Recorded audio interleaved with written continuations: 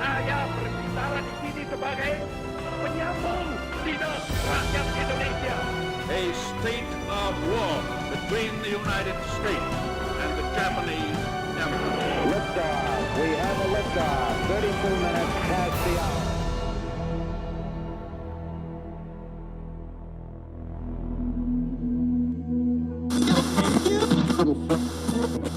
In 1998, students in Indonesia succeeded in overthrowing the authoritarian regime that had ruled for more than 32 years.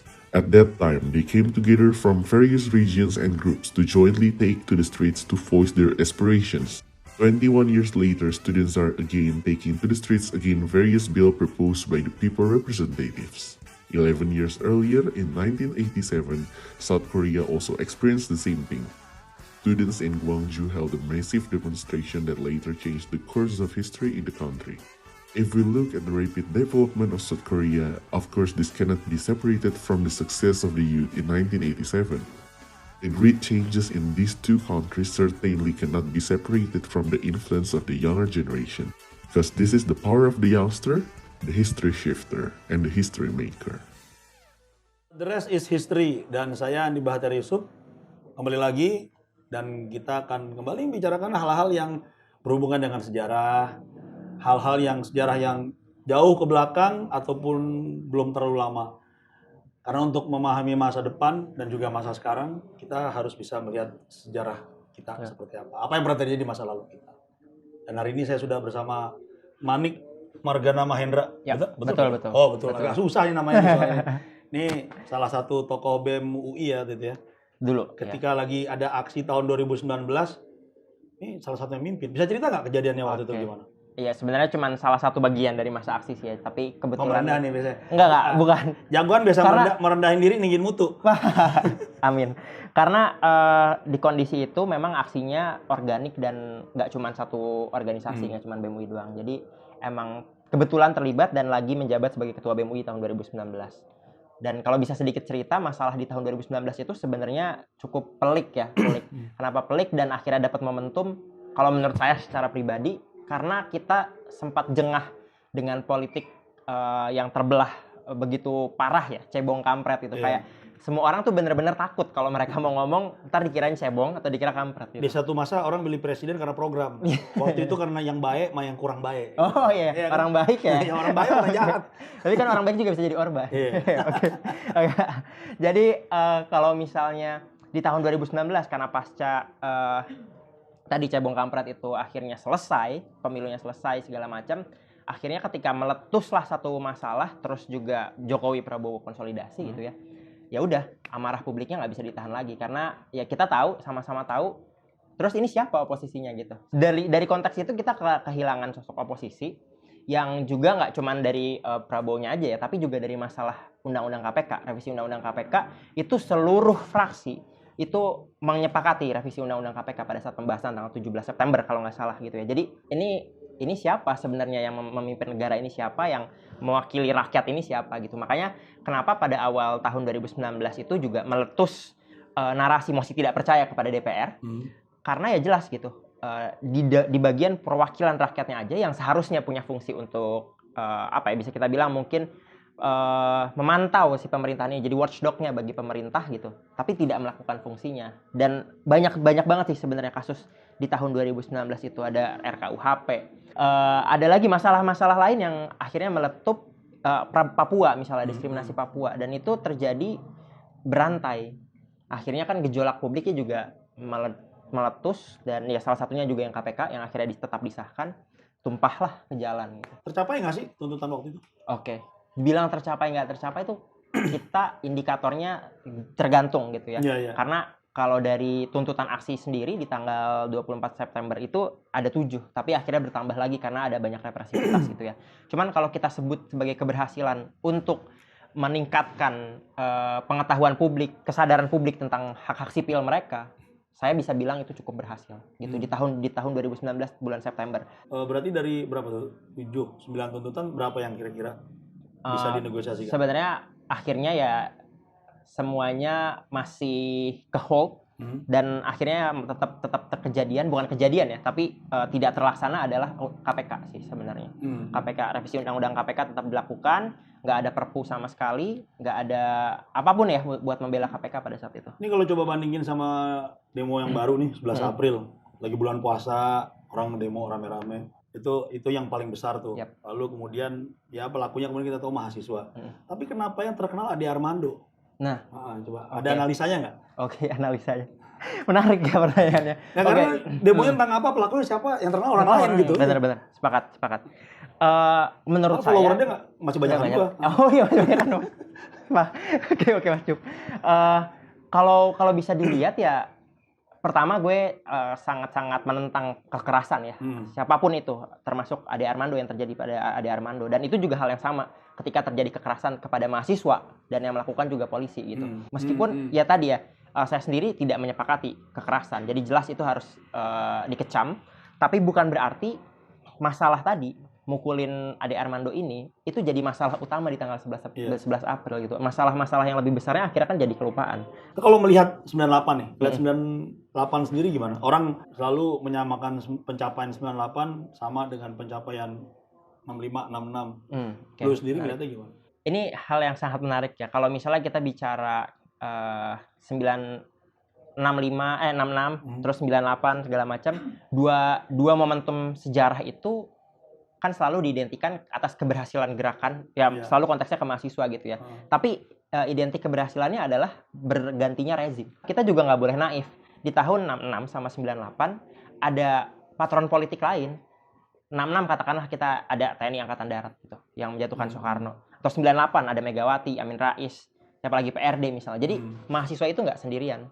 Sementara di konteks saat ini, saya sendiri nggak melihat adanya patron politik yang kemudian juga terlibat. Jadi memang benar-benar teman-teman mahasiswa ini sedang mengkonsolidasikan kekuatan masyarakat justru yang independen dan belum terkonsolidasi sama elit politik lain gitu.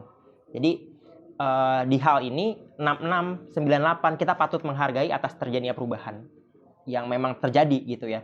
Tapi bukan berarti gerakan yang dilakukan oleh teman-teman di 2019, 2020, 2021 sampai dengan hari ini itu harus selalu pakai patokannya 98, 66. Ini kalau kita ngelihat lagi reformasi nih, itu kan dimulai dari, kalau nggak salah dulu tuh bensin dari 750 tiba-tiba naik dari 5.000 apa ya? Masalah ekonomi ya. Masalah ekonomi kan, rupiah anjlok. Benar. Waktu itu dari 2.500 jadi total 18.000. Sebenarnya ekonomi Asia Tenggara dan Asia juga lagi kacau tuh.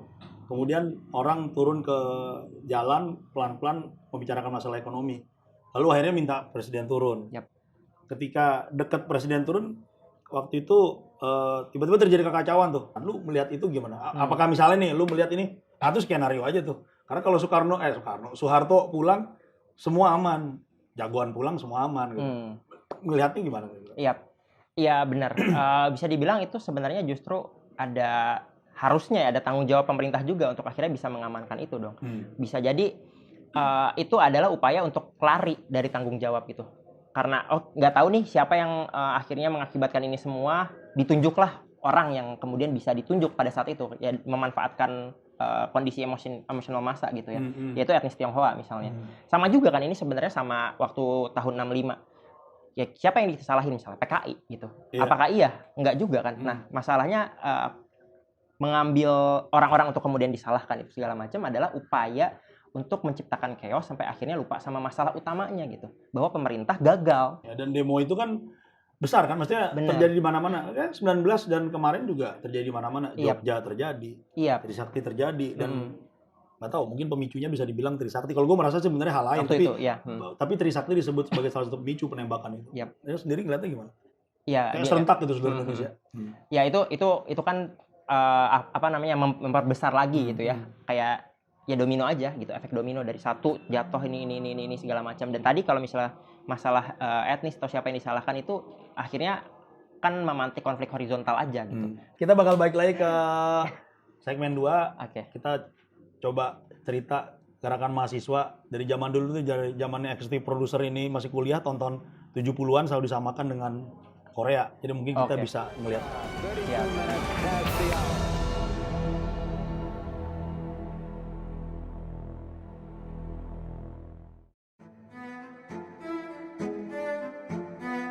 In 1987, students in South Korea moved against the abuse of office by President Park Chung-hee. Approximately 85,000 students took to the streets and demonstrated. The military intervened and then staged a coup. The atrocities became more and more terrible. Students began to be arrested and even harassed. Until finally in 1987, the peak of the People Power movement in Gwangju succeeded in overthrowing the military regime in South Korea and then also had an impact on Korea's progress in various fields. Kita tahu hari ini nih kita melihat ada Korean Wave lah ke seluruh dunia. Ada K-pop, ada drakor, K-drama, ada film-filmnya, bahkan mungkin makanan juga, segala macam lah budaya. Oscar aja udah pernah mereka menangkan kan, Amerika dalam tanda kutip mereka kuasai budayanya. Sekarang kalau kita nonton film, bukan Jepang lagi penjahat, mafianya atau jagoannya, tapi Korea. Nah, di suatu masa tahun 48 Korea itu terpisah utara selatan. Yang satu pahamnya komunis, yang satu lagi pahamnya ya harusnya sih kapitalis, tapi ternyata nggak baik-baik amat karena junta militer.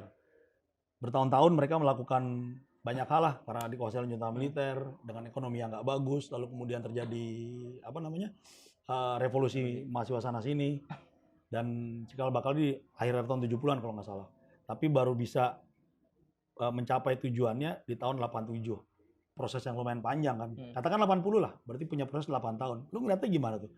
Karena banyak orang dulu menyamakan apa yang dilakukan mahasiswa kita selama bertahun-tahun dari tahun ada 72 kan ada gerakan, 74 ada gerakan lagi, 79 akhirnya lahirnya NKK BKK.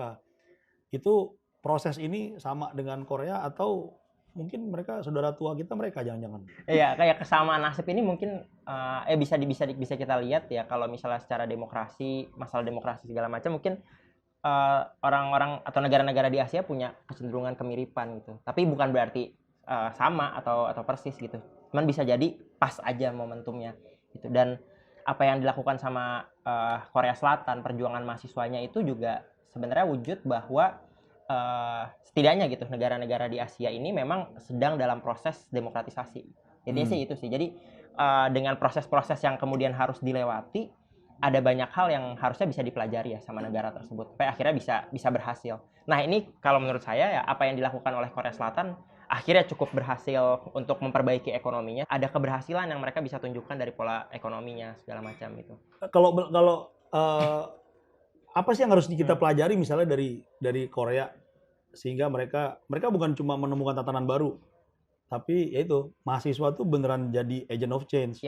Kalau pernah lihat, pasti pernah lihat lah Reply 98, Reply 95 itu kan sebetulnya gambaran ketika mereka mulai berevolusi kan, mereka membentuk kultur baru, pemerintah duduk bareng swasta, duduk bareng orang-orang muda.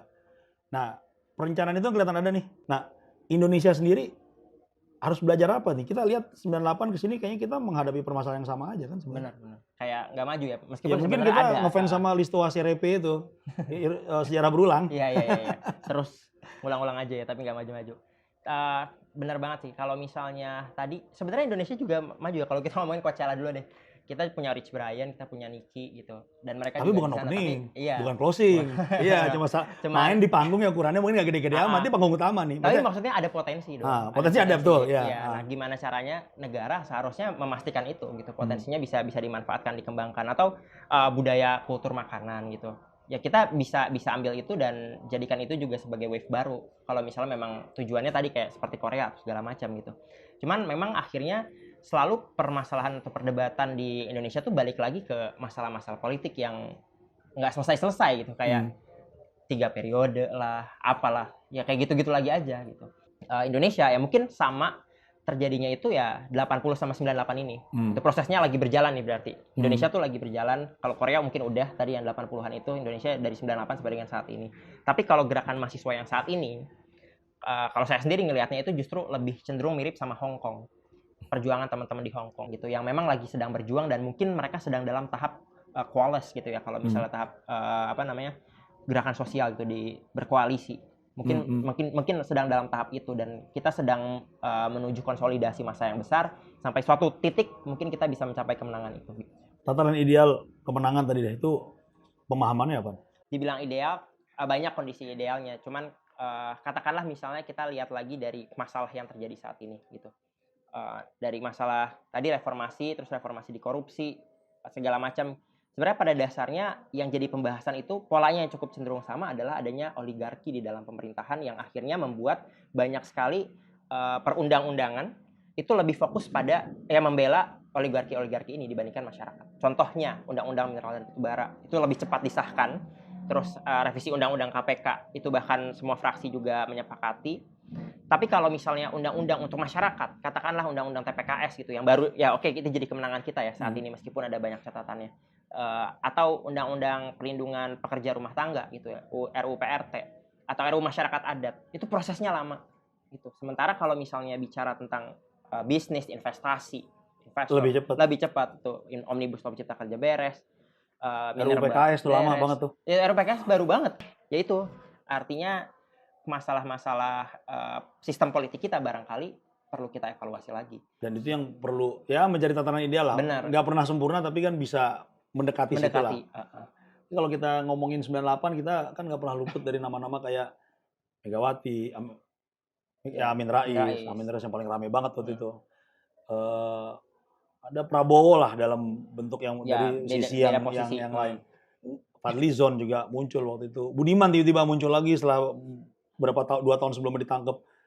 Melihatnya gimana orang-orang itu saat itu dan kemudian hari ini gitu. Dan kemudian peran mereka ke hari ini. Oke, kalau bisa kita lihat sebenarnya gini sih. Kalau misalnya kita melihat momentum sejarah itu sebagai sebuah momentum dan hanya memastikannya kepada tokoh atau figur-figur aja, jelas kita pasti akan menghadapi kekecewaan.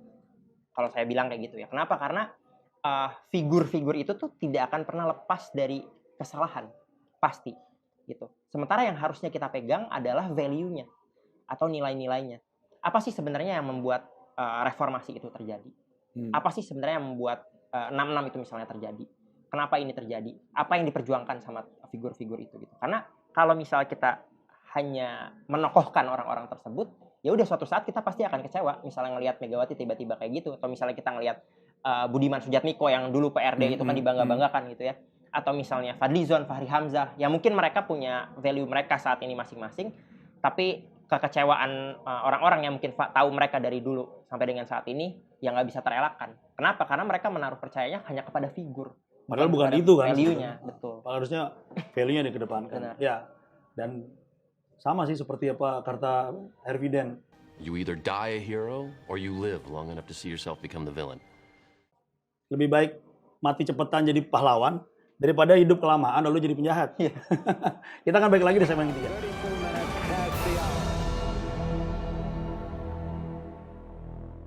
Jadi kita begitu kita mau membicarakan beberapa nama tokohnya langsung hujan. Ini semua kode. Pada intinya sih, gue mau lagi kepikiran aja di tahun 98 ada Budiman Sujatmiko, ada Fahri Hamzah, Fadlizon. Ya mungkin Fajrul lah salah satunya. Tapi orang-orang itu dulu kan pejuang di depan, lalu kemudian hari ini posisinya malah jadi sasaran tembak. Di tahun itu 98 itu nama-nama Amir Mahmud, Akbar Tanjung segala macam itu juga ada di posisi yang sama. Dulu 65 66 mereka sama dianggap pejuang juga. Nah, Manik Margana Mahendra 25 tahun lalu kira-kira meramalkan dirinya. Mahasiswa demo tahun 2039 ya. Diturunkan Manik. Terus keluar meme-nya. Oke, menarik nih. Ya tadi sebenarnya yang saya bilang ya, kalau misalnya kita selalu melihat momentum perubahan sejarah itu hanya kepada tokoh atau figur-figurnya saja, kelak kita pasti akan kecewa. Gitu. Kenapa? Karena ya tadi figur-figur itu pasti akan mengucap kesalahan, mereka pasti akan melakukan kesalahan segala macam. Apalagi ketika mereka masuk ke dalam sistem yang sistem politiknya sendiri, gitu. Nggak tahu nih ya kondisinya saat ini seperti apa, tapi akhirnya mengubah itu gitu. Bahkan kan Pak Mahfud MD juga bilang gitu, kalau masuk sistem ya bisa jadi setan gitu. Iya. Ya kan? Balik lagi. Yang penting sebenarnya adalah kita harus memegang teguh value-nya. Nilai apa sebenarnya yang diperjuangkan gitu.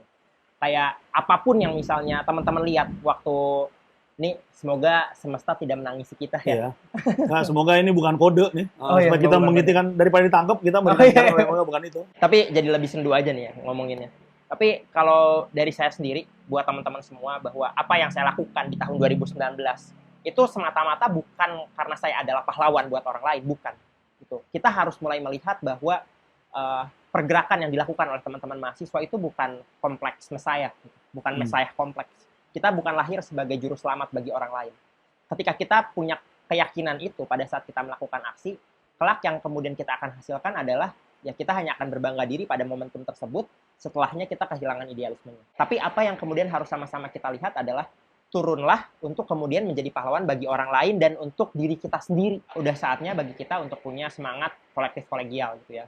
Udah nggak ada lagi kita menyematkan gerakan itu hanya kepada satu tokoh. Bukan 2019 reformasi di korupsi itu bukan Manik. Ini harus saya bilang itu bukan tentang Manik, bukan. Reformasi di korupsi adalah tentang masyarakat Indonesia, tentang rakyat Indonesia yang tumpah ruah ke jalan menyampaikan aspirasinya bahwa mereka tidak puas dengan hasil yang kemudian dilakukan pada saat 2019 itu gitu. Jadi ke depan siapapun bisa saja menjadi setannya dalam sebuah sistem itu gitu.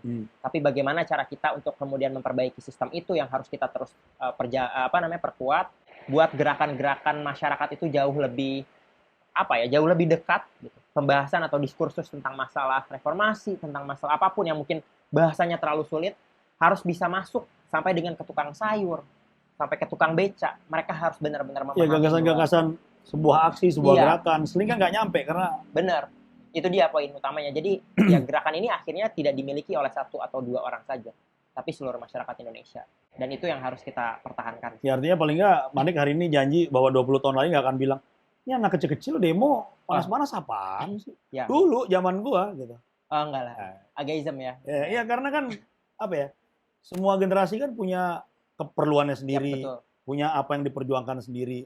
2039 40 42 mungkin lebih buzzernya metaverse. Metaverse baca. Dan yang lebih parah kenapa kita membahas tahun 2040 ya? Soalnya negara ini nggak berubah ya. Iya benar. Tapi lo optimis nggak sih negara ini? Sebagai bangsa, sebagai kumpulan kolektif ya. Gue pernah punya temen yang pernah bilang gini soalnya.